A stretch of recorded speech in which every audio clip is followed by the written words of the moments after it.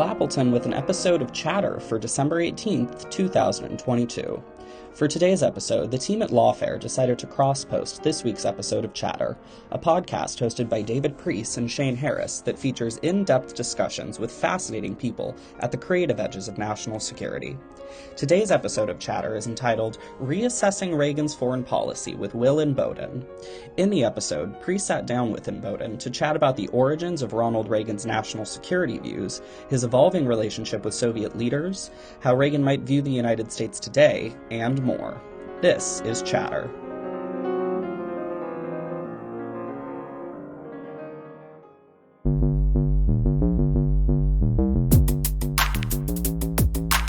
Welcome to Chatter. I'm David Priess, publisher of Lawfare. This week, historian and former national security official Will Inboden, reassessing Reagan's foreign policy. Reagan hands Gorbachev a list of 12 more Jewish refuseniks in the Soviet Union. Says, hey, can you please let them out of prison? And Gorbachev agrees to do it. There's no political gain to be had at all. And yet Reagan was so personally committed in that issue that he still uses that last couple weeks in office. Let's get 12 more people free. As you may recall, in the photo section of the book, I have this anti-Reagan poster. And that poster hung on my bedroom wall in my high school years. I hope readers who are themselves still more critical of him or not favorably inclined will read it with an open mind and know that the author at least knows what it is like to be a critic of Reagan, because I once was one myself, and I think those criticisms need to be taken seriously, even if ultimately I've changed my views.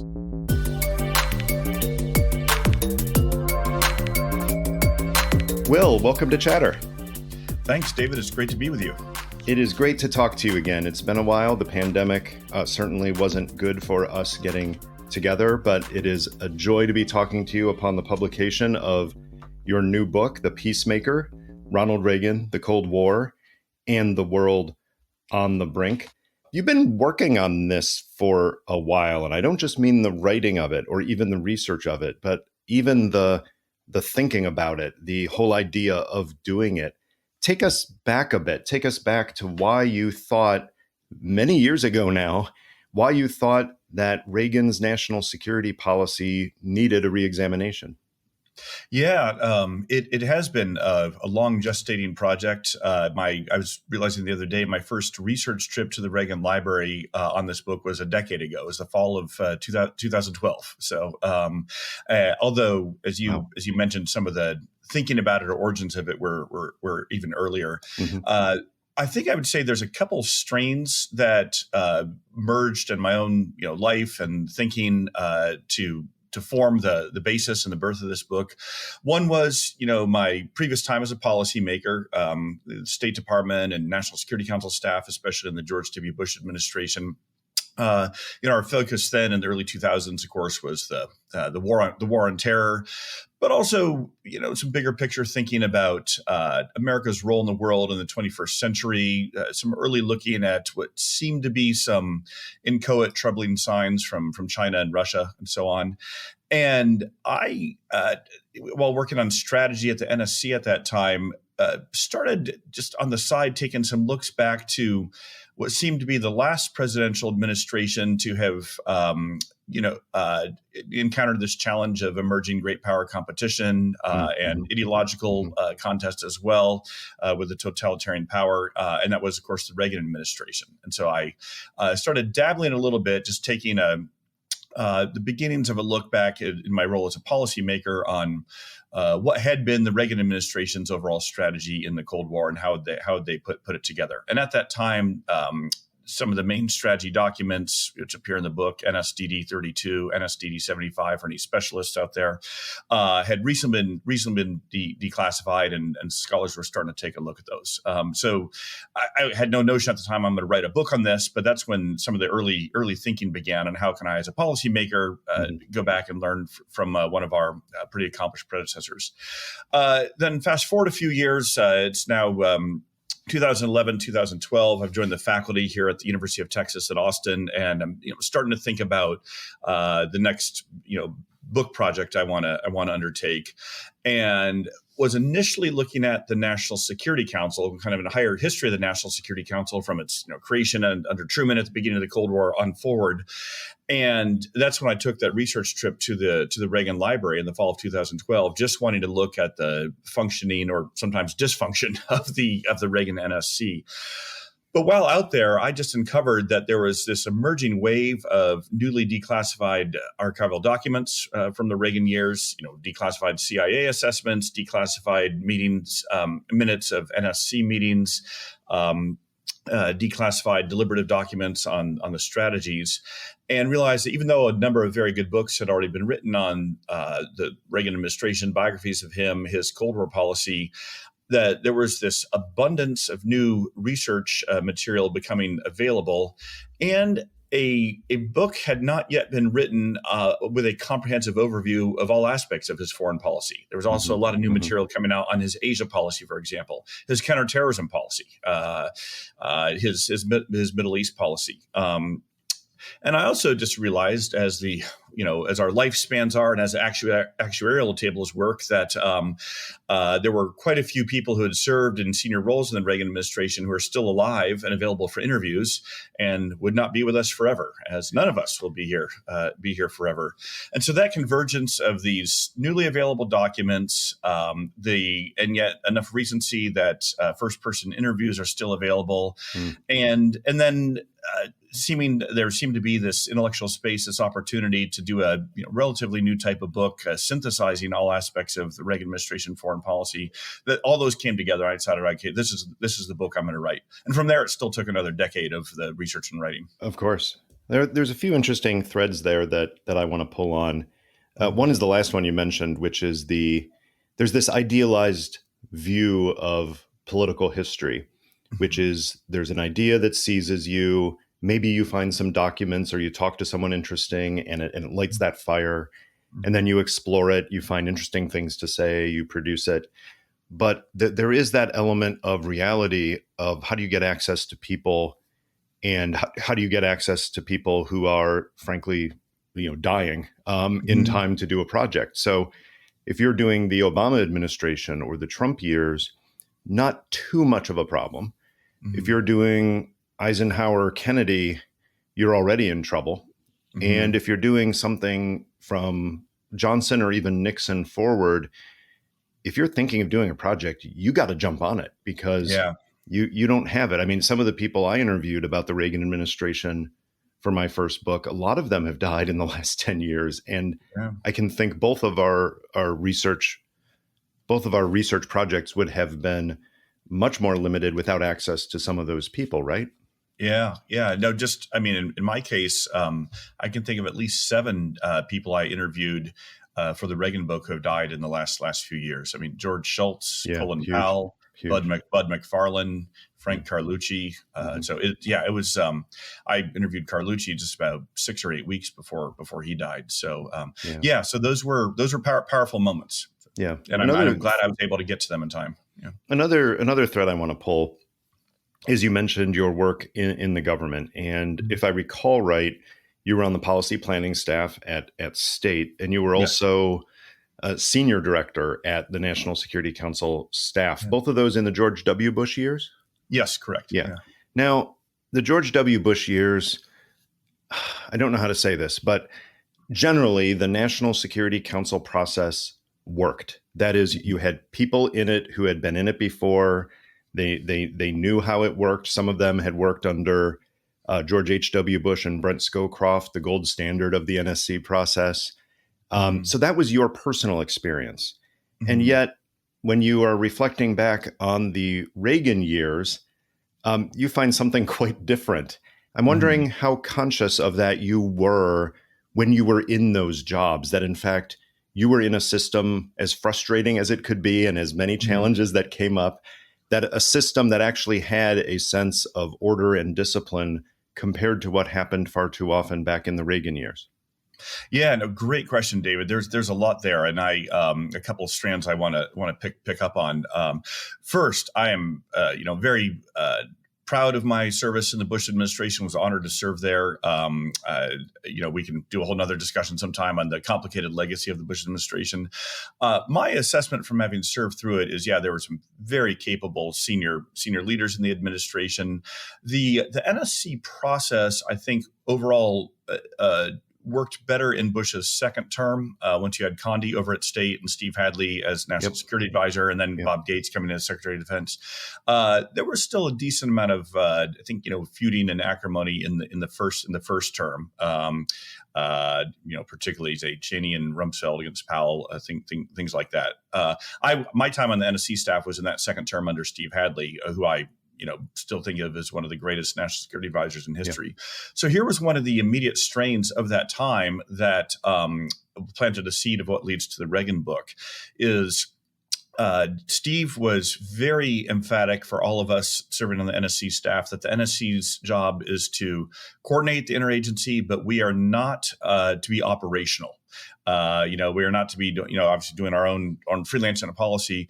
And he would often reference his service as one of the counsels on the Tower Commission, trying to clean up the carnage of the Iran-Contra scandal. And that had been a very formative time for him as a much younger lawyer.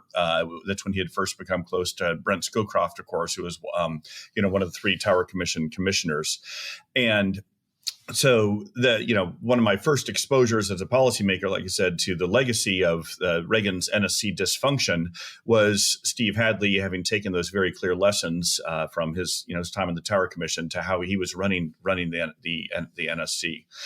And in some of my early research on what led to this book, that was one of the puzzles I was trying to wrestle through, is this paradox of what I called it in an article, organizational dysfunction and strategic success. Because that was, part of my verdict on the Reagan administration is, look, this NSC process was for the most part a mess, right? He's got 6 national security advisors in 8 years. Of course, you have the Iran-Contra scandal.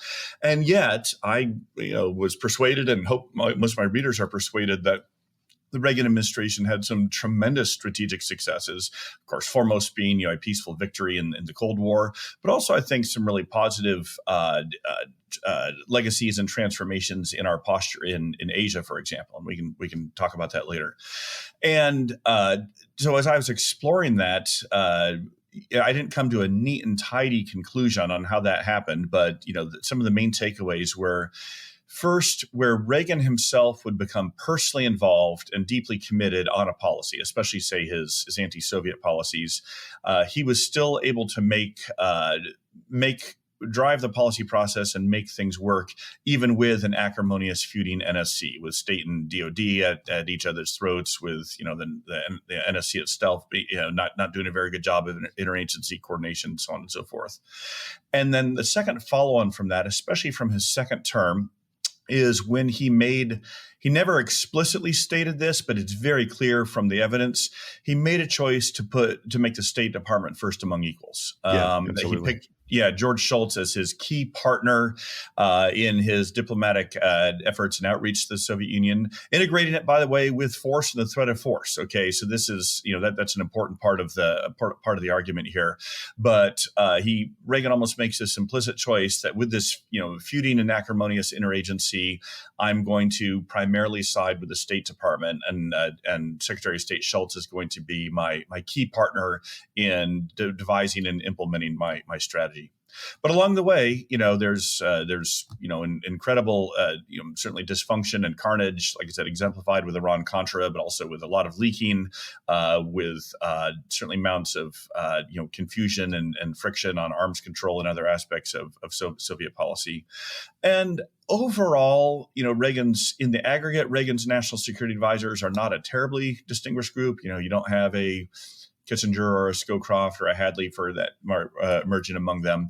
But I do have somewhat of a revisionist take in the book, as you'll know, on Bill Clark, his second national security advisor, in the most critical years of 1982 and 83, who, even though he was not a foreign policy specialist, was a very capable manager, was loyal to Reagan, and played a key role in implementing some of Reagan's strategic vision. Yep. And then also have to give credit to Frank Carlucci and Colin Powell, the last two national security advisors after Iran-Contra, who really helped to implement what becomes the Scowcroft system and at least get it to be functioning a little bit more, even if at that point there was nothing major to be done in strategy development that had already been done earlier. So it's so interesting. We'll probably get to this as we talk about some of the details, but there's two key variables there, which is the people, right? It doesn't matter how good the actual process and environment is when you have Al Haig in it, because he's probably going to blow up that process. Whereas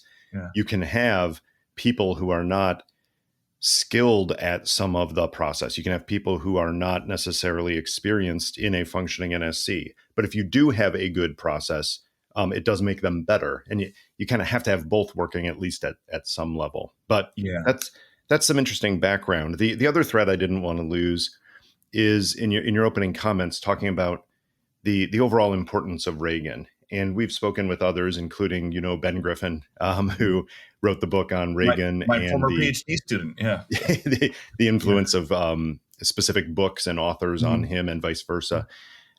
Reagan's cultural importance, Reagan's position, when we talk about it in terms of national security, of course, there's Dwight Eisenhower, whose national security importance was basically signed, sealed, and delivered before he became president, but then he did even more as president. And then, of course, we talk about 9/11 in the world and how it changed after that. But for people of our generation, and we won't talk about our exact ages, but we're roughly similar in age, we didn't grow up reading treatises on foreign policy and national security. We grew up watching the television as kids, and the first president that both of us were probably aware of as president was Ronald Reagan. Yeah. And I'm curious for you, what memories you have that influenced you, if you can reflect on your own psychology, which is hard for all of us. Kind of, how did you grow up seeing politics and seeing Ronald Reagan and first becoming aware that there was this thing called foreign policy? And how much do you think that stuck with you because he was such an iconic figure? Yeah, no, it's a great question, David, and I a number of reflections there. So I grew up in Tucson, Arizona, in the 1970s and 80s. In the Reagan years, I was primarily in junior high and high school. The first thing to say about my formative years is Tucson, for any of our listeners who have been there, and I hope you have a chance to visit, is surrounded by 4 mountain ranges. And during the Cold War, those mountain ranges contained about 30 or 40 Titan missile silos. They were buried deep in the mountains. No one knew where they were, but we all knew that those ICBMs, those nuclear missiles, were surrounding our fair city. And it also meant that Tucson was very high on the Kremlin's targeting list. Should there, heaven forbid, have been a nuclear exchange, an outbreak of nuclear war, Tucson almost certainly would have been incinerated, alongside Washington, D.C. and other key strategic places. And so even though I had a pretty happy childhood overall growing up, there was the kind of this constant low-level sense of dread or terror that our world could be extinguished in a moment just by virtue of where we are, and the Air Force's understandable decision to base these missiles there. So some of my earliest political memories are, Reagan's election in 1980, and then of course, watching him on the evening news. And as much as I had any political views or opinions at the time, I was very much a kid of the left. I detested Reagan. I thought he was a warmonger who was going to get us into a nuclear war. I was very opposed to his Central America policies, and Tucson's just an hour north of the Mexican border. So these were more present in our backyard. As you may recall, in the photo section of the book, I include this anti-Reagan poster making fun of his name. The anagram Ronald Wilson Reagan translates, you could do it letter for letter, insane Anglo warlord. And that poster hung on my bedroom wall in my high school years. So I was, like I said, so that's what my convictions were. Now, I'm not terribly informed about all this, right? I'm not reading foreign policy treatises, but I had that terror of the Cold War and very strong anti-Reagan views. And I include that poster in the book because, of course, as readers will see in the book, my views changed. They evolved over time. Partly with the peaceful, end of the Cold War on favorable terms to the United States. Partly with my own time as a policymaker, looking back and appreciating that policies I was critical of as a high schooler turns out to have, I think, worked pretty well, or at least have been the least bad options for the Reagan administration. So I. And the book is, again, an overall very favorable assessment of Reagan, but it certainly includes, warts and all. And I'm, quite critical of where I think some of his deficiencies and liabilities were. And I hope readers who are themselves still more critical of him or not favorably inclined will read it with an open mind and know that the author at least knows what it is like to be a critic or opponent of Reagan, because I once was one myself, and I think those criticisms need to be taken seriously, even if ultimately I've changed my views. So, yeah. Sure. So in that sense, going back to your first question on the podcast, maybe the origins of this book go back 35 years. Interesting, right? Yeah. So let's get into some of the research and writing you've done on Reagan. Really, you've reassessed his national security policy, foreign policy overall, but you start before his presidency, and you start with his basically formation of his foreign policy advisory team during the campaign. I think it's fair to say that with the exception of George H.W. Bush in 1987, 1988, in our lifetime, presidents who have been campaigning and ultimately won the presidency are not people who had fully formulated policy papers in their head about various places around the world. That's just not true, whether it's a senator running, a governor running, or someone else. So Reagan did have some ideas. He had some very firm ideas about some very important things, but he didn't have all of the players because he wasn't in a position where he needed to build that team. As he was building that team, what were the things he did that were a little bit different, maybe a little bit unique, that most people don't know about or have forgotten? Yeah, and I really appreciate you asking this, and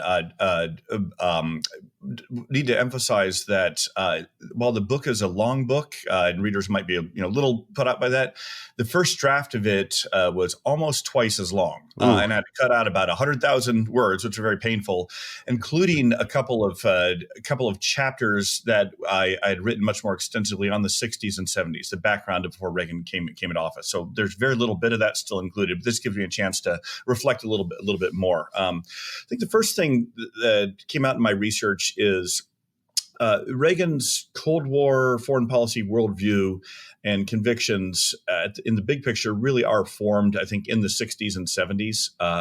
His firm anti-Soviet stance, but also his belief in the Soviet Union's vulnerability. We even see some statements from him in the early mid 60s, speculating, hey, I think if we bring enough pressure to bear on this system, it may crack apart, right? But also his horror of nuclear weapons, his nuclear abolitionism. Our mutual friend Paul Leto has written, still the authoritative book on that, which I benefited from quite a bit in the research for this one, and his belief in freedom. And I don't mean that as a trite cliche, but really his belief in the virtues of freedom, both as a solvent or counter to totalitarianism, to Soviet communism, and also as a good in its own right for the free world. And we can talk a little bit more about what that means. And this is where looking at Reagan's his op-eds, his writings, his radio addresses in the 1970s, when he's out of office but preparing to run again for president, you find a lot of the threads there of his what becomes his strategy when he's in office. But as you pointed out, he's largely doing that on his own. He doesn't have an extensive team of advisors. And once his campaign does get in gear, particularly when he announces in November '79, over the next few months, he very quickly assembles a very capable team. And a couple themes that jump out on that. First, the overwhelming number of intellectuals on his team.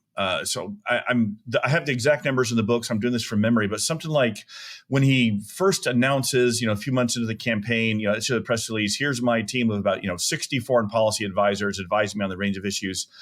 Something like 48 of them have PhDs. And a considerable number of those are, tenured professors at Harvard, Stanford, Georgetown.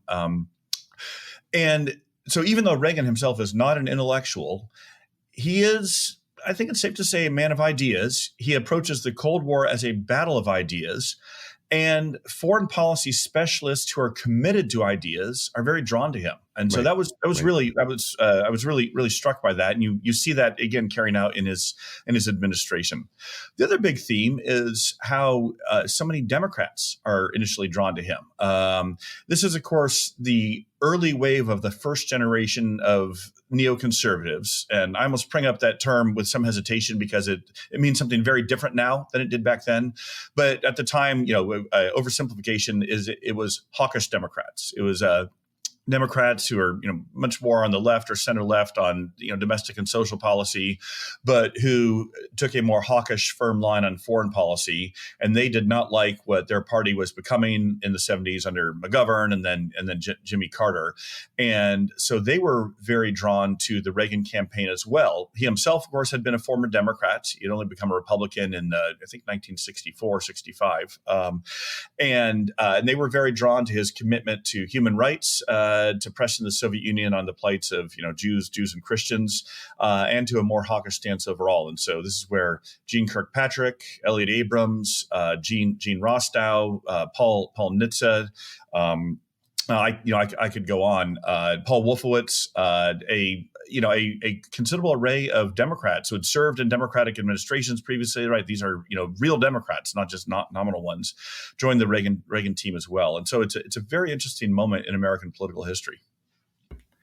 So he comes into office, and he definitely has some very, I don't know how to describe this. You've described it in the book very well, but some very well set views, some very firm views on the big important things, right? That the Soviet Union is not just, an evil empire, a phrase he ended up using, but it is destined to fail. And it's destined to fail because of human nature, and because of faith and a number of reasons. So he has that idea, but he does not yet have a set formula that is, translating the vision to the strategy to the tactics of foreign policy. And there are quite a few speed bumps in those first few years, both within the administration and with allies. And I'm wondering if you can characterize in a general sense, with some examples as you'd like, those first few years, let's say going up to about 1983. What did Reagan in particular learn from that? And how did his vision of foreign policy start translating into actual action? Yeah. Okay. Great question. Again, there's a lot there. I'll try to hit some of the highlights as you asked. So first, on Reagan himself, I am convinced from the research, and readers can decide for themselves if they read the book, that he arrives in office with, as you highlighted, some clear convictions about the Cold War. Just highlight a few of the key ones there. First, he assesses the Soviet Union to be a uniquely perverse combination of strong and weak. It's at the apex of its military might. That's its strength. And so he sees it, this is the window of maximum vulnerability, is a phrase he sometimes uses, right? And so that's why he's very hawkish on the need for a defense buildup and deterring them. But he also, and he's rather unique among, American political figures or foreign policy hands at the time, sees the Soviet Union as very weak and brittle. He thinks that this system is very vulnerable. The economy is moribund. It has no political legitimacy, and he thinks that it can be collapsed. He's quite clear about that. In hindsight, we see he was correct, but that was a wildly heterodox opinion at the time. Second, he comes in with, based on that, theory of the case, if you will, that strategic assessment of the Soviet Union, he comes in with this plan for a dual track policy of pressure and outreach. And I think this is pretty consistent throughout his 8 years of wanting to press that system, to expose its vulnerabilities, to weaken it, to try to bring it down, but also consistent diplomatic outreach. He wants to keep the Cold War cold. He does not want this to turn into a hot war because of his terror of nuclear weapons. And he comes into office with a conviction that allies are a key source of American strength. He's very much a child of the World War II generation. The first kind of great instance of America's partnership with other allies to defeat totalitarianism, and he in turn is very committed to allies. But there's a problem, as you point out. is, even though he has these ideas, because he's a rather indifferent or not very devoted manager, even though he brings in some very capable, talented people on his team, he doesn't clearly communicate his strategic convictions to them, nor do all of they necessarily share those convictions.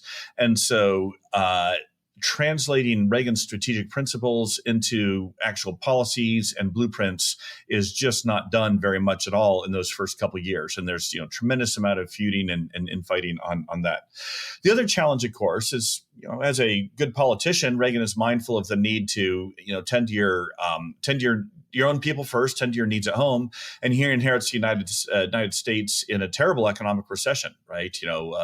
Yeah. And that toxic combination of inflation and unemployment called stagflation. Mm-hmm. And so during his first year in office, even though he makes a couple foreign policy statements and starts doing a little bit in foreign policy, he's very deliberately focused on restoring the American economy. He knows that he needs to do that for the sake of his political support with voters, and also if he's going to get the resources to fund his defense buildup and a more assertive internationalist foreign policy.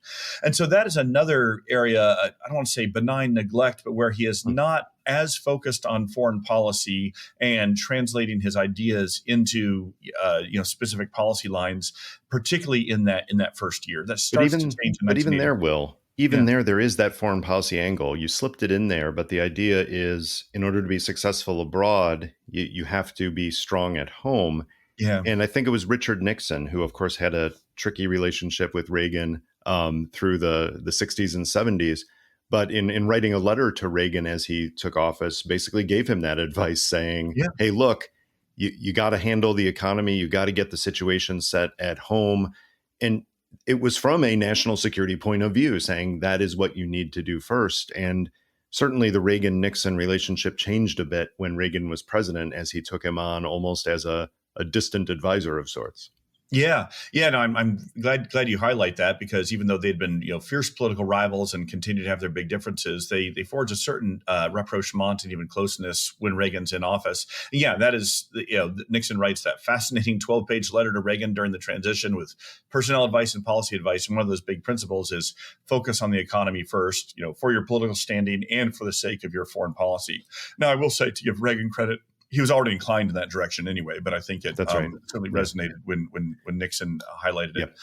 But this is also why, in the first couple of years, you have, Al Haig, who's a very capable Secretary of State, but also very much out of step with Reagan and a number of others, off doing a lot of his own thing. You've got Dick Allen, very well-intentioned and capable his own way, but not well-suited to the National Security Advisor role. You've got Weinberger starting to assert his territory at the Pentagon. You've got Bill Casey doing what Bill Casey is doing at CIA. And so some of the early seeds of foreign policy division and lack of clear strategic mandate are there in 81 and 82. Because Reagan is more focused on the economy at first, so that's right. So that's some of the complexities of that first year or two. One other thing I don't want to gloss over as we move to later in the presidency is the seminal event of 1981, the near assassination of Ronald Reagan. And here, as everybody who ever talks about Reagan has to do, we have to shout out Del Wilber in his book Rawhide Down, which is an exceptional look at basically that one day and talking to everybody from the doctors to the Secret Service agents who were involved. But you note that Reagan came out of that experience and noted, I think, in his diary that, whatever happens now, I owe my life to God and will try to serve him in every way I can. Now, Reagan's relationship with religion is a complicated one in some ways. He was not a churchgoer every Sunday. He was not somebody who was constantly, thumping his Bible. Yet he did appear to have a strong sense of faith from childhood forward. But this was the first time in his diary, I think, that he was so direct about my mission in life has changed. I owe everything now. You can read too much into that because there are so many consistencies from before the assassination to after the assassination in terms of his overall strategy and vision. But you note that there does seem to be more of a focus on certain aspects of especially issues with the Soviet Union and nuclear weapons after that point. So you go with that where you want, but kind of the importance of the assassination, but also tying that into the importance of faith for Ronald Reagan and how you saw that manifesting in national security decisions or not. Yes, absolutely. Very important episode. I mean, first on the faith part, that was one of the somewhat surprising revelations from my research is just how deeply committed to his Christian faith Reagan was. And of course, there's, as you mentioned, inconsistencies. He's an indifferent churchgoer. He later indulges the First Lady's penchant for astrology, which, whatever flavor of Christian you are, is usually not consistent with traditional Christianity, right? But at the same time, I certainly convinced, I think there's pretty abundant evidence that there is a sincere, deep Christian faith here. I mean, another relating episode from that relating to the assassination attempt is he also writes in his diary that as he's lying there on the operating table, struggling for his life in the emergency room at GW Hospital, he prays that God will forgive that troubled man who tried to shoot him. And Reagan even says, how can I, knowing that God has forgiven me for my sins, how can I hold a grudge or resentment against this man who tried to assassinate me? Again, this is a personal entry in his diary. Like, he's not doing this for political gain. And then as to his sort of renewed sense of almost providential destiny coming out of the assassination, I love that excerpt from his diary you read as well about God having spared him. And then another thing he says in the diary right after that: perhaps having come so close to death made me feel I should do whatever I could in the years God had given me to reduce the threat of nuclear war. Perhaps there was a reason I had been spared. Yeah. Wow. So, and he very quickly tries to turn that into action. A few weeks after the assassination, as he's still recovering, now back home at the White House, he handwrites that long letter to the Soviet leader Leonid Brezhnev, saying, "Hey, let's sit down and talk. You and I together hold the destiny, the fate of the world in our hands with these nuclear arsenals. We need to talk, right?" And Brezhnev was no Gorbachev, though. Yeah, well, exactly. And Brezhnev, does not requite these sentiments very much. But and then finally, of course, just 2 months after Reagan's assassination attempt, the Pope John Paul II, is also almost dies in an assassination attempt, which I think there's decent evidence the KGB was potentially behind, and that in turn helps forge some of the bond between Reagan and Pope John Paul II, with their shared sense of not just anti-communism, but kind of a divine destiny behind that too. So, yeah, a lot of different themes come together in those fateful moments. Because you mentioned Brezhnev, there's so many issues we could talk about around the entire world, and I do want to hit several of them. But the main one really is Reagan's evolving relationship with Soviet leaders. How his overall vision stayed the same. His goal stated early on was, well, we want to win the Cold War. And how do you want to win the Cold War? We want to show the Soviet Union for what it is, both morally, ethically, but also in terms of its ability to provide for its people economically and politically. Mm-hmm. So those themes are there, but his way of getting there certainly changes from the rhetoric of 1982, 1983 to sitting down with Gorbachev and becoming, dare I say, friendly with him over the course of many in-person meetings. So talk a little bit about that dynamic, about how Reagan in some ways grew as an individual, even though his goals stayed the same. Yeah. Oh, thanks for asking that, because it's a very important part of the book. And here's where I do say, there is a view among some scholars and some analysts that there was a so-called Reagan reversal, that he's a hardliner during his first term and then becomes more accommodationist and peace-seeking in the second term. And I pretty clearly reject that in the book. I see rather consistent strategic principles throughout his 8 years, again, of applying both pressure and outreach to the Soviets. That's why I mentioned, in early 81, he's writing these, outreach, these endearing letters to Brezhnev. That is not what a pure only anti-Soviet hardliner would do. And then, of course, in the second term, he's also taking measures such as supporting the Mujahideen in Afghanistan or deploying the INF missiles in Europe that are still hardline on the Soviets. And yet he is regularly calibrating and recalibrating these two strands of pressure and outreach in response to what he is getting back from the Soviet Union. And when their Soviet leaders are not requiting his outreach appeals, then he doubles down on the more hardline rhetoric and policies. But then once Gorbachev comes along, he leans much more into the outreach strand. He pushes harder on the outreach pedal rather than the, if you will, the pressure pedal. But here's where another, I think, revelation from my research, which I was surprised at, but I think it's pretty abundant evidence in the now declassified archival documents. I hope readers will pay heed to this one. Is from early on, even from 81, Reagan's clear that part of his strategy is pressuring the Soviet Union to produce a reformist leader. To produce a reformist leader that he can negotiate with. And that's why he does that outreach to Brezhnev and Andropov and Chernenko, hoping that they will be that reformist leader, but they certainly are not. He has that famous line, I wanted to negotiate with a Soviet leader, but they keep dying on me. And true, in 3 years, 3 of them die in rapid succession, symbolizing, of course, the sclerosis and rot of the Soviet system. But once Gorbachev comes to power in March of 85, I title that chapter in my book, Waiting for Gorbachev, because Reagan had been looking for and waiting for a Gorbachev or someone like him for over 4 years. Now, Gorbachev coming to power is mostly a product of the Soviet system itself, of internal Politburo dynamics. I'm not giving Reagan complete credit for that. But I will give him partial credit because it's very clear that was one strand of his policy, is pressuring that system, not just to weaken it, not just to deter it, but to strengthen the hand of the reformers, to produce a reformist leader.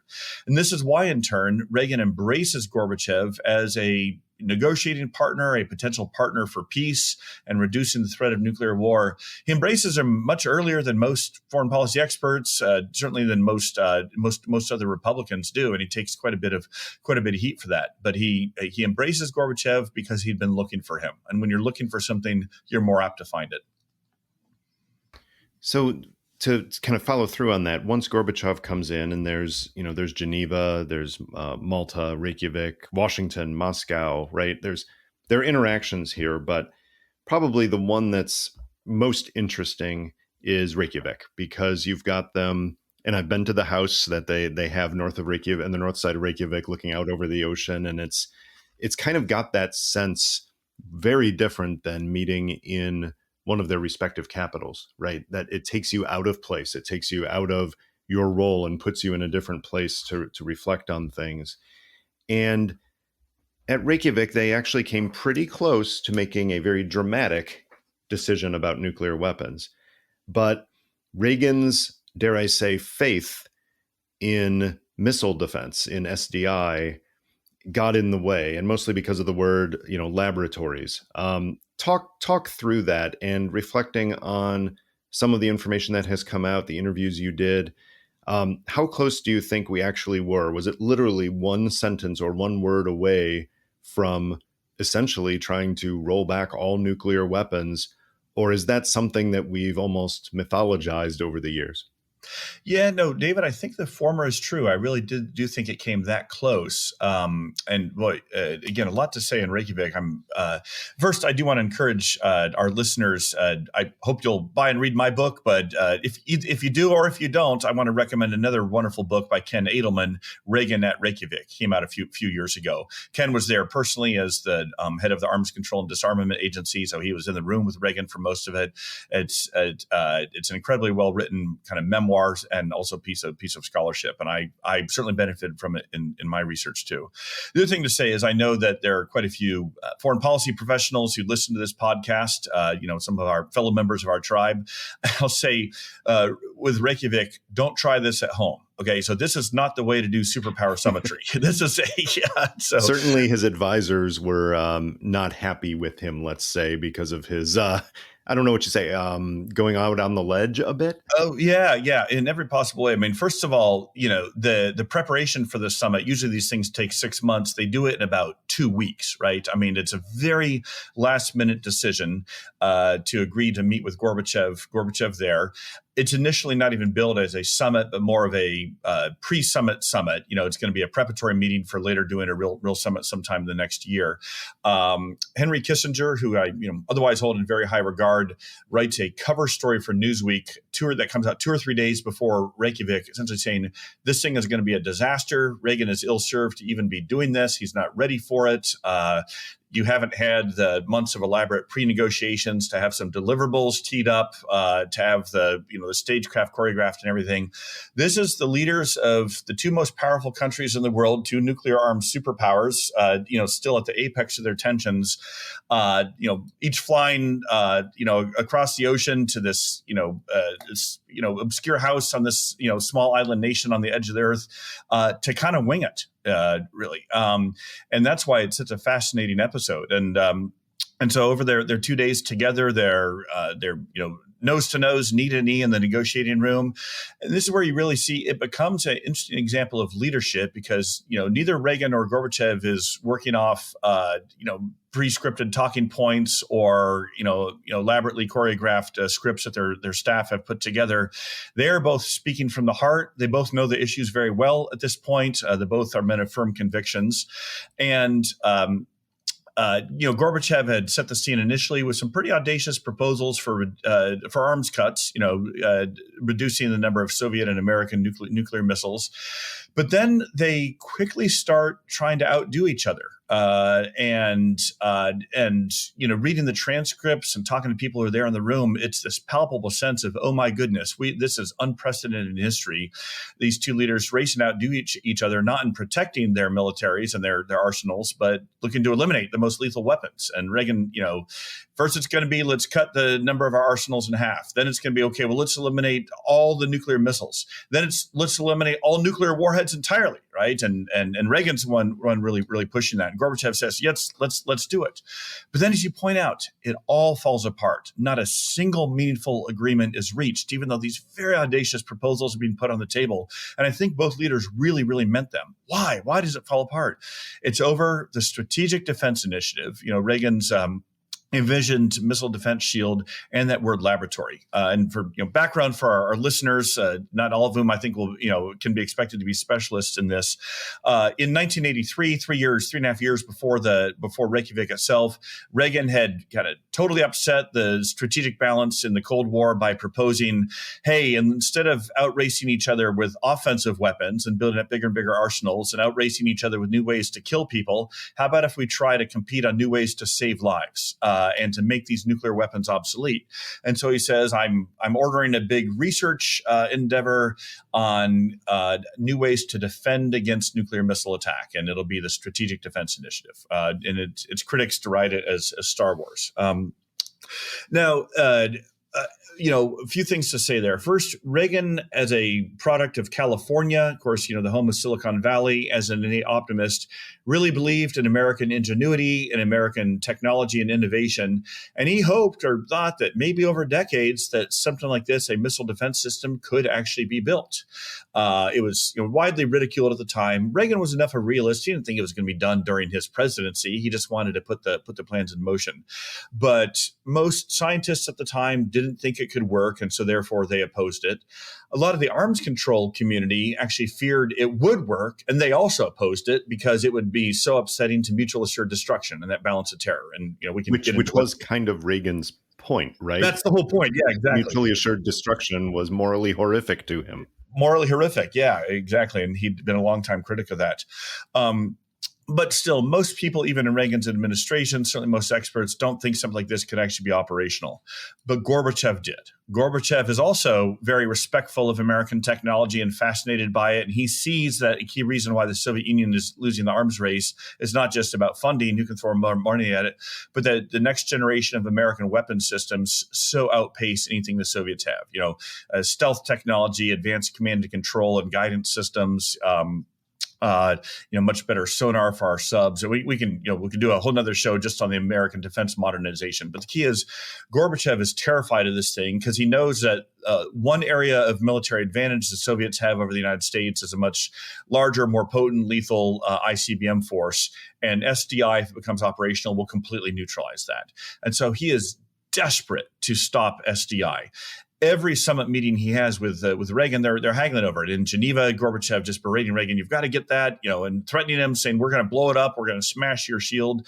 And Reagan partly because he genuinely believes in it, and partly because he sees, if Gorbachev is afraid of this, then it must mean something, and it must be a strength for us, wants to hold on to it. Okay, so back to Reykjavik. Gorbachev says, okay, I'm willing. We will eliminate all nuclear weapons as long as you give up SDI.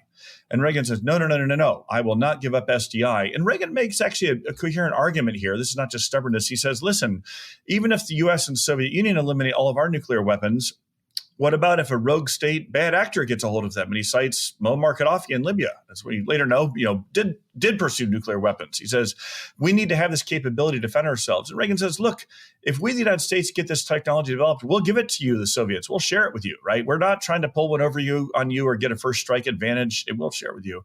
Gorbachev, skeptical, doesn't believe that. And so Gorbachev says, I will only agree to let you, keep your SDI research if you confine it to the laboratory. No field testing, essentially, no real experiments with it. Right. And Reagan says, no, we just can't do that. We need to at least have the capability to test this thing and see if it'll work. So they go round and around and round. Will it be confined to the laboratory or not? And Gorbachev is so dead set on stopping the program, on confining it to the laboratory, that he will not agree to do the big nuclear weapons deal. And Reagan, again, is so dead set in holding on to SDI that he also won't either. And so the summit, even after they extend it for several more hours, the summit breaks up. Both leaders walk out. The photographs from the aftermath are so poignant because you see these embittered, ashen-faced, discouraged, despondent, demoralized two heads of state.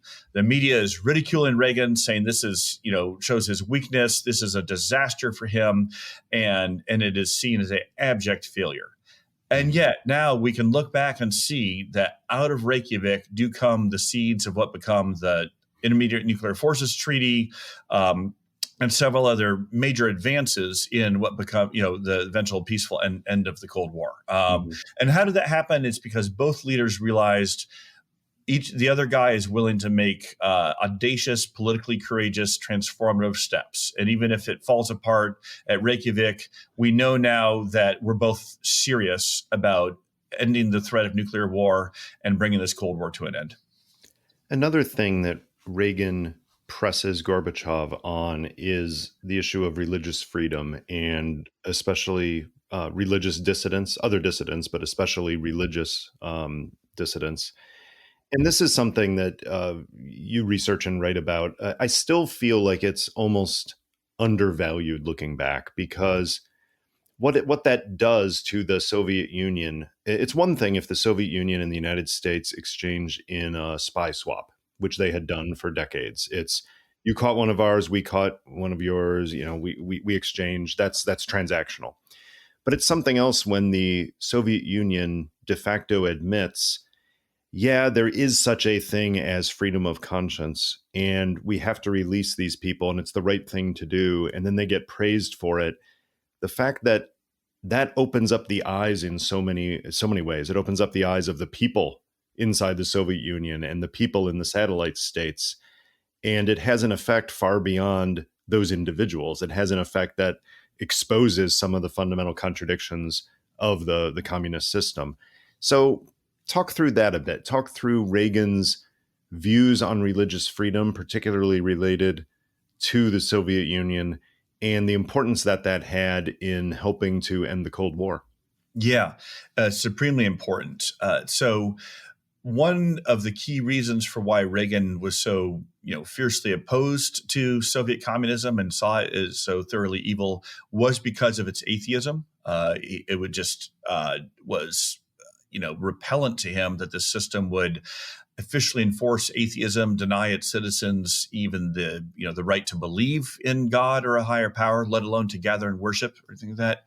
But he also saw that as a key source of the Soviet Union's vulnerability. He said, look, there's just something perverse about a society that will, as an official policy, deny the existence of God, especially, of course, with the historic religiosity of Russia, the Russian Orthodox Church, as well as, Protestants and Catholics behind the Iron Curtain, and Jews, especially Jews. And Reagan was, particularly focused on the plight of Soviet Jewry. And so he devoted considerable diplomatic time and capital and his own personal energy to, supporting these peaceful religious dissidents behind the Iron Curtain, especially, say, solidarity and dissident Catholics in Poland, Lutherans in East Germany, Baptists in Romania, and especially Christians and Jews in the Soviet Union itself.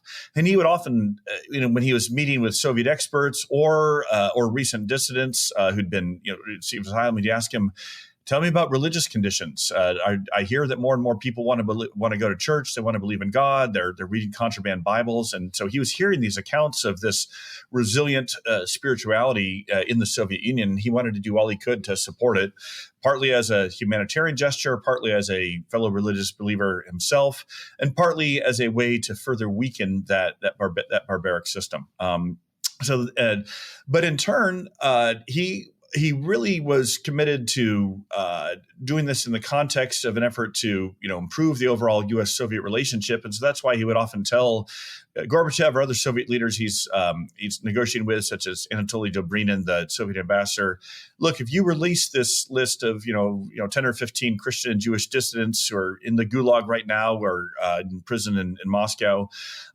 if you release them as a favor to me in the United States, we won't crow about it. We won't say anything public. We won't embarrass you. And so he also used it as a way to build some trust. And if you read the transcripts of his meetings with Gorbachev, a lot of the time is on bilateral relations and arms control in Afghanistan, but a lot of the time is spent on the plight of human rights and religious freedom. And it drove Gorbachev crazy. Gorbachev knew deep down that this is a sign of his society's weakness, that it needs to persecute and torment and restrict its own religious believers, or in the case of a lot of the Soviet Jews, restrict their freedom to emigrate to Israel. That was a big cause that many of them were working for.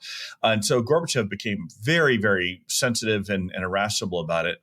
Over time, Gorbachev came to appreciate that this was not just an instrumentalist policy by Reagan. He really believed this stuff, especially, at their final major summit meeting in Moscow in May of 1988. Reagan spends a good part of the time personally appealing to Gorbachev to believe in God.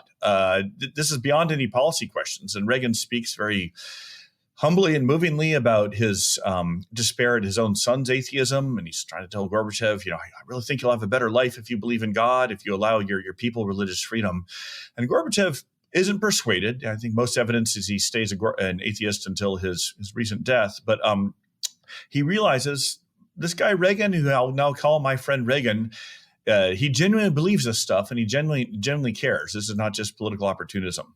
And one final little vignette I uncovered in my research, which was revealing to me about just how much this personally mattered to Reagan, is his last meeting with Gorbachev while in office is in December of 1988. It's during the presidential transition. So Vice President Bush is now President-elect Bush.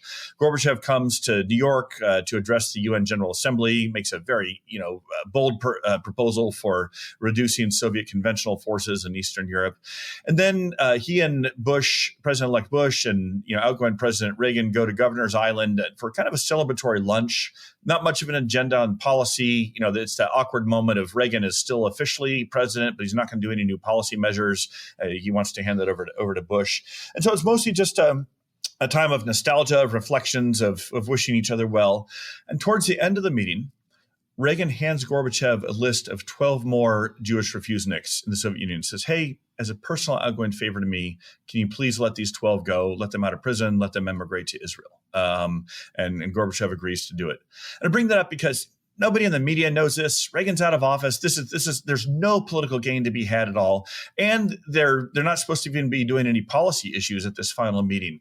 And yet Reagan was so personally committed on that issue that he still uses that final moment, his last couple of weeks in office, let's get 12 more people free. Absolutely. Well, I want to run something by you that I've been thinking about and maybe changing my views on with Reagan for some time. So on the one hand, I've had the idea that, the Cold War, and I think I've said this in multiple occasions, Reagan and then Bush following up on it with his policy, the Cold War ended without, a shot being fired in anger between the two superpowers. And technically, at some level, that's right? We did not have an actual Third World War in Europe involving Americans and Soviet troops going at each other. But over time, I've come to realize that really does minimize the true human cost of the proxy wars around the world. And you can pick almost any continent, and you've got them. And that hits a different side then of Reagan's legacy. So tell me about that. Tell me about if we focus so much on what went right, and to be fair, a lot went right with Reagan's management of Gorbachev personally, of the Soviet Union as a whole. But is there something lost if we focus so much on that we minimize some of the decisions, some of the ethical trade-offs, as you call them, the hard choices of geopolitics that did lead to so much suffering and planted the seeds for so much future conflict in other parts of the world? Yeah. No, thank you for asking this. And I hope readers will see that I tried to give this a pretty extensive treatment in my book. And I even highlight one of the interpretive themes in the introductory chapter is tragedy.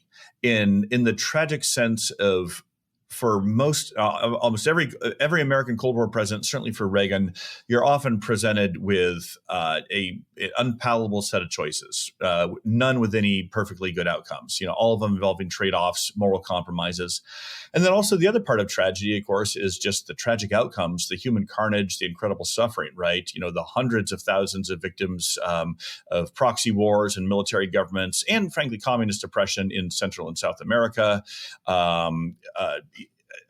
Our kind of strange quasi-alliance of convenience with the Khmer Rouge in Cambodia, some of the legacies of our support for the Mujahideen in Afghanistan, right? Again, very key in imposing brutal costs on the Soviet occupiers, but leads, somewhat directly to later the rise of Al-Qaeda too, and the 9/11 era. I mean, so but a few reflections on that. And again, I hope readers will explore it more deeply in the book. First is going back to something I said earlier. World War II is such a formative experience for Reagan's foreign policy worldview. Even though he's 4F, he doesn't serve in combat himself, but he's making training films stateside. But he sees the importance of American leadership against totalitarianism. German Nazism and imperial Japanese aggression back then, later Soviet communism. He sees the importance of allies, and here's the key thing: he sees the need for moral trade-offs. And it bears recalling that a key part of the Allied victory over the Soviet Union over Nazi Germany in World War II is providing billions of dollars in financial and military aid to one of the most oppressive regimes in human history, Joseph Stalin's Soviet Union. There's a stomach churning moral compromise involved in doing that.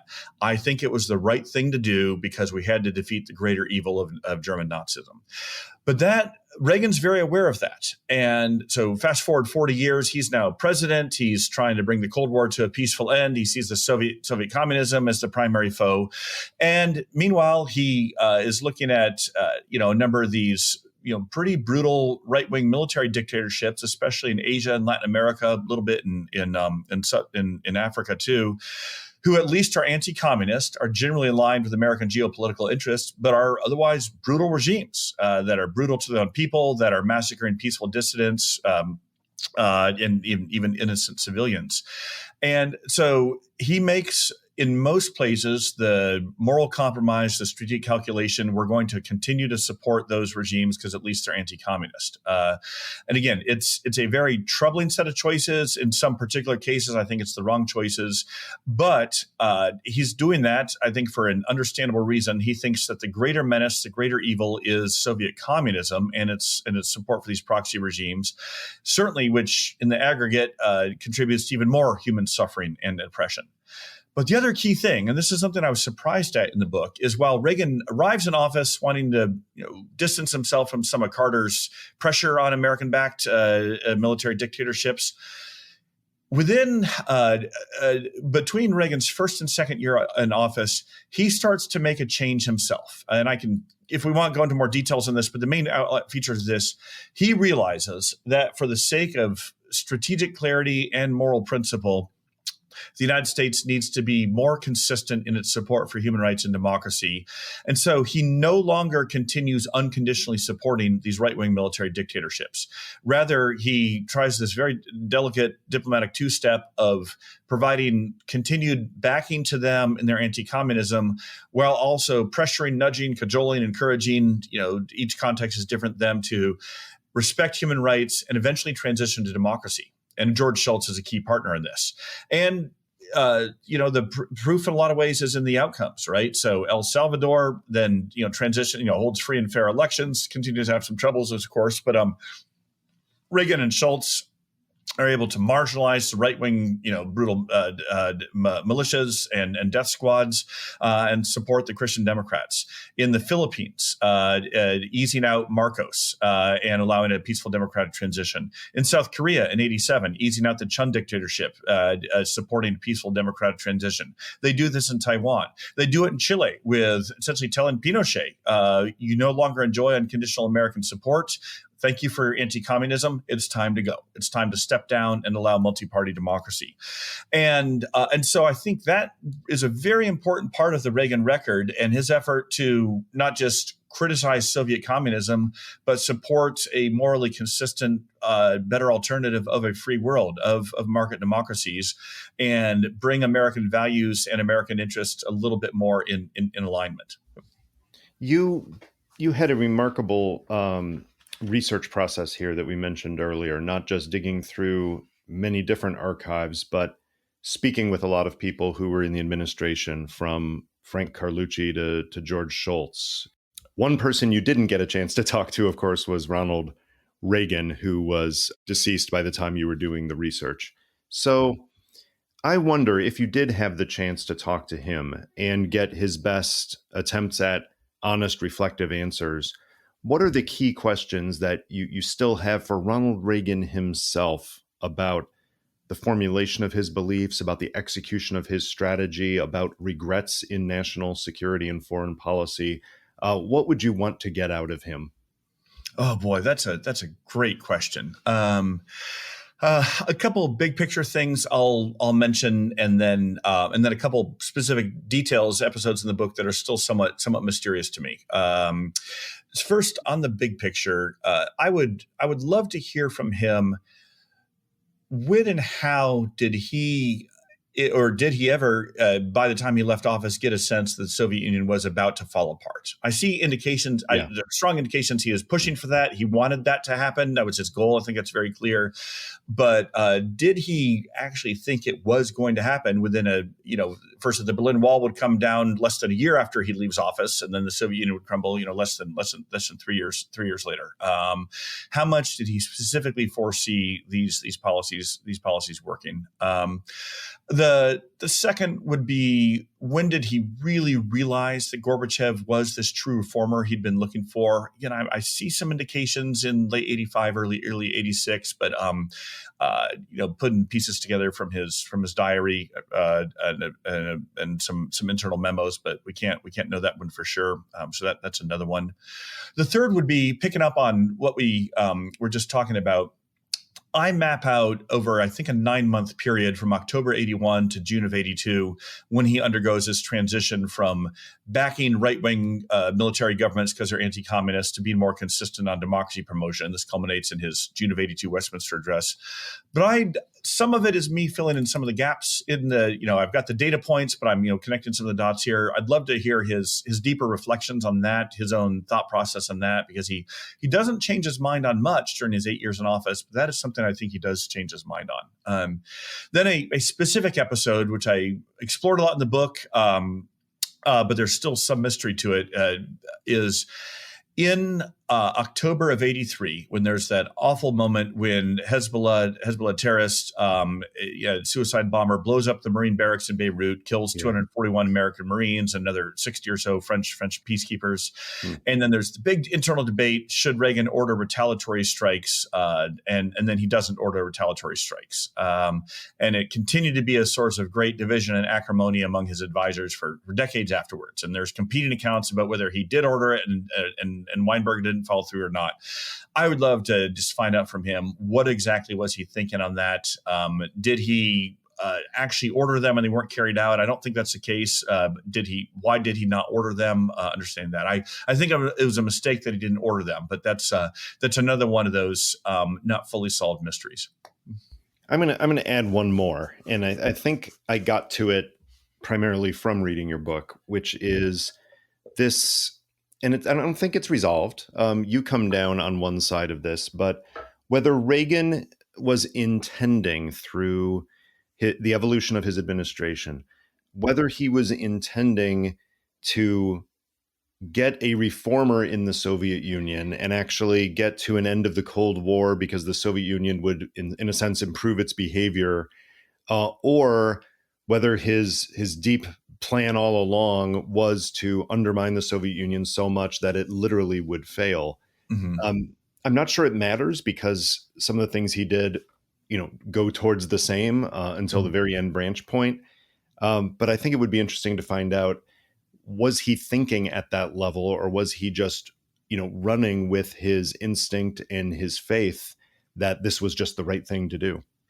Yeah, no, that's a very big one. I mean, the great University of Virginia historian Mel Leffler put this well in an article a few years ago.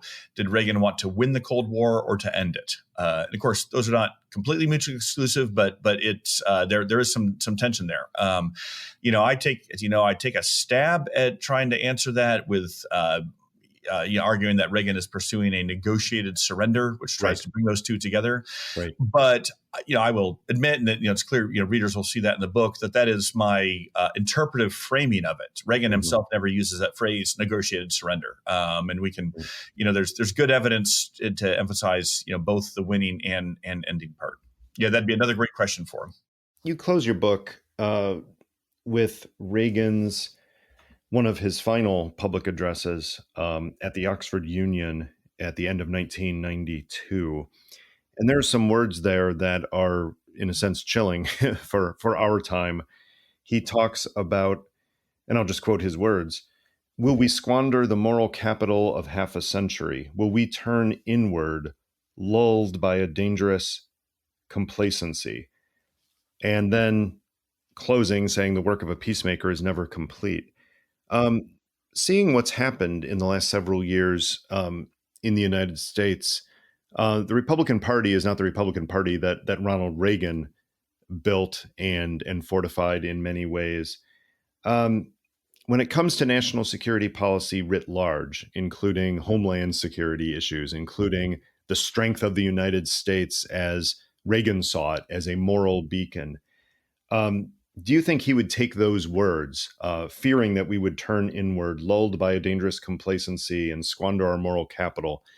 Do you think that he would be challenged by today's environment in a way that he wasn't in his own in that sense?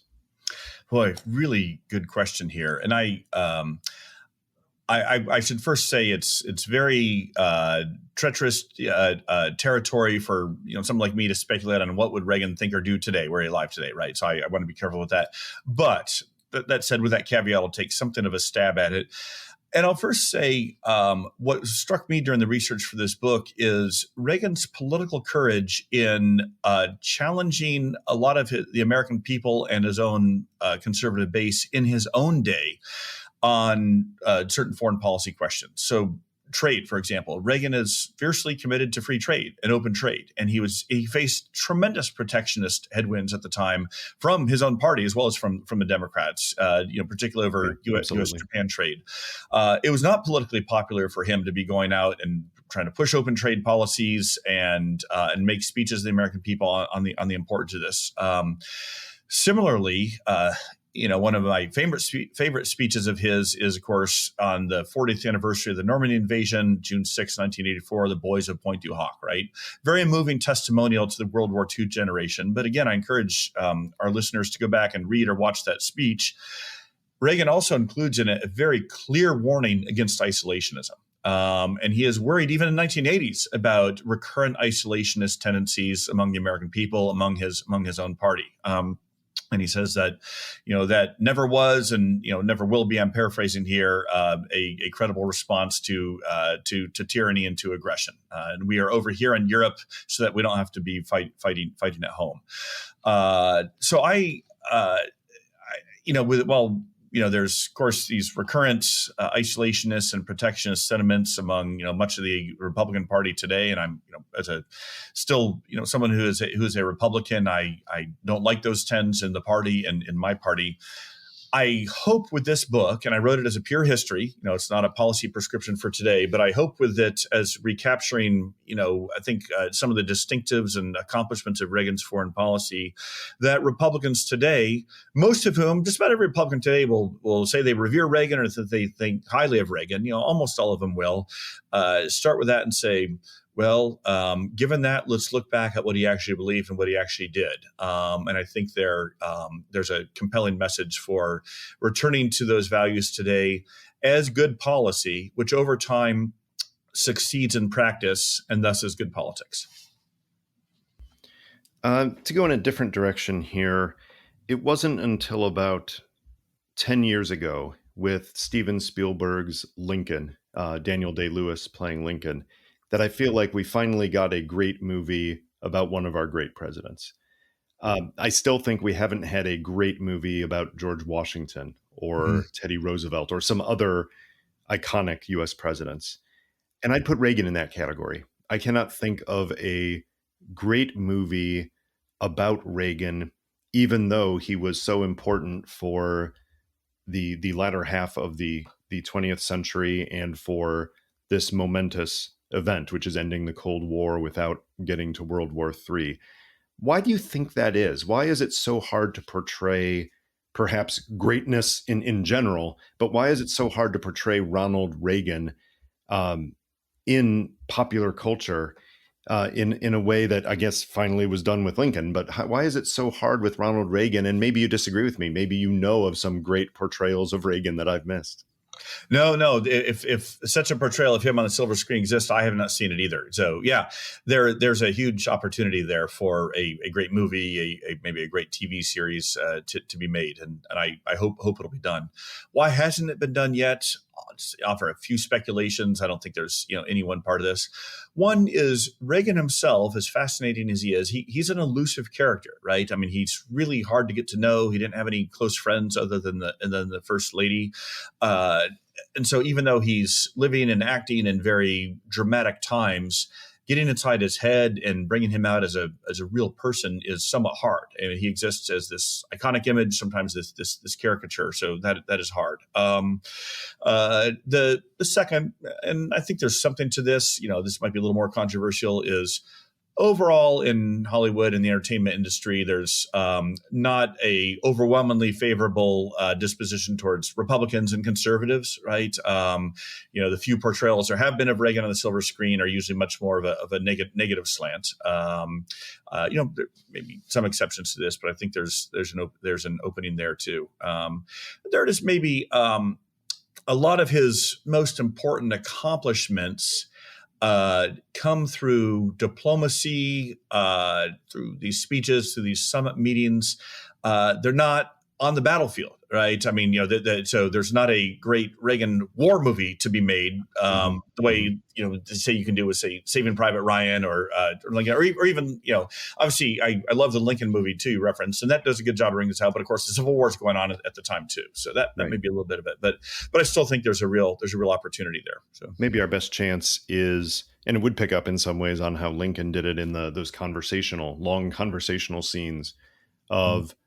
Reagan at Reykjavik, right? Of having Reagan-Gorbachev relationship either focused just on, that house or focused on, Malta and Washington and Moscow, right? But something about the relationship between the two of them could be interesting. But then, of course, it gets hard. How do you cast Ronald Reagan when he was an actor himself? I should have said that. That's the other one too. Is like, you're having an actor play an actor who was, of course, president too. Maybe the Churchill movie, Finest Hour, a couple years ago, would be another model for it. So there you go. It can be done, right? Yeah, it can be done. So. Well, now is the time when we reach into our chatterbox and ask you a random question. This one I'll modify based on our conversation. Name one dead political or national security related leader from any era, not named Ronald Reagan, that we could really use right now.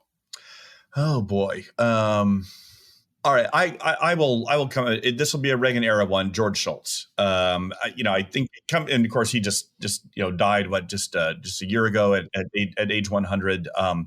with apologies to Henry Kissinger and James Baker and some other very notable secretaries of state, I try to make a case in the book for Shultz being, our greatest Secretary of State of the modern era, maybe even our greatest one since John Quincy Adams. A man of tremendous accomplishment, tremendous integrity. Of course, I spend my time in the book on his time as Secretary of State, but he's one of only 2 Americans in history to have held 4 cabinet posts. He had also been OMB director, Secretary of Labor, Secretary of the Treasury. An incredibly iconic life. Starts off as a Marine in combat for 2 years in the Pacific Theater in World War II, PhD from MIT in economics, dean of the Chicago Business School, president of Bechtel. He really spans the American century. And he is both a incredibly accomplished policymaker and negotiator, and also a great manager. I mean, during my time at the State Department, I used to enjoy asking more senior Foreign Service officers, who's the greatest secretary you ever served under?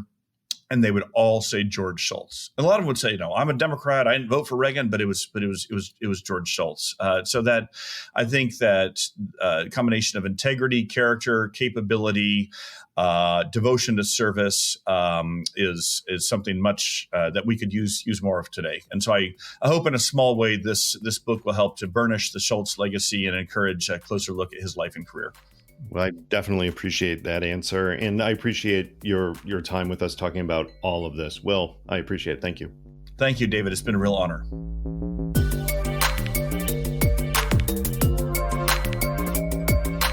That was Chatter, a production of Lawfare and Goat Rodeo.